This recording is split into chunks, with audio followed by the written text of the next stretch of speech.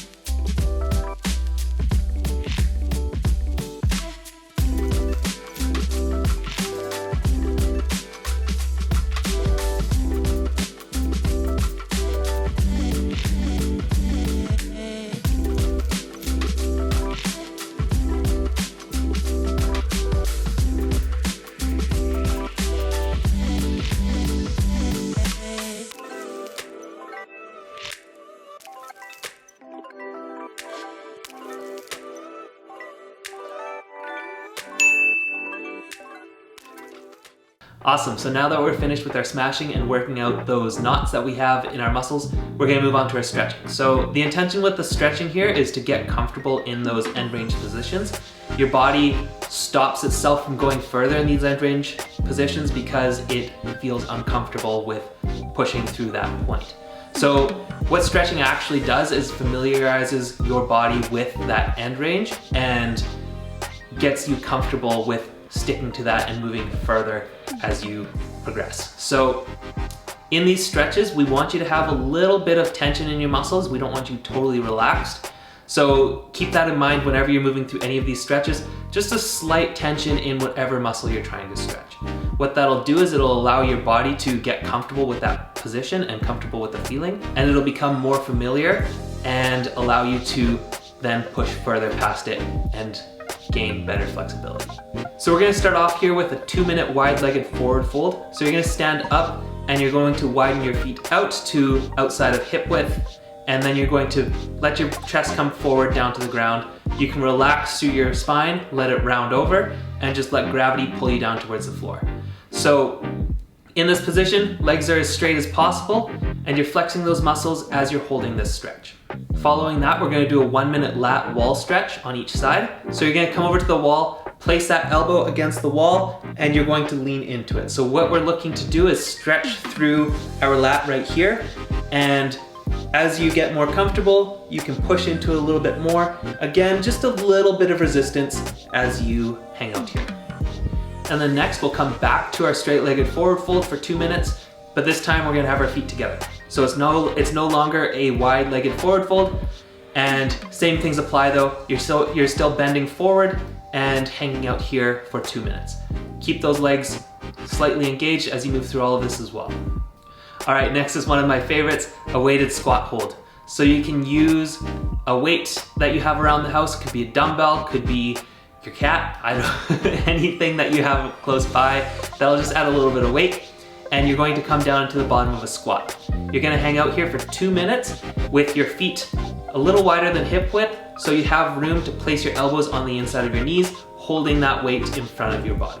Keep that chest up nice and tall, butt down low but slightly engaged in the legs so that you're not just hanging out at the end range of motion. You just want to be slightly turned on with the legs and just hang out here for 2 minutes.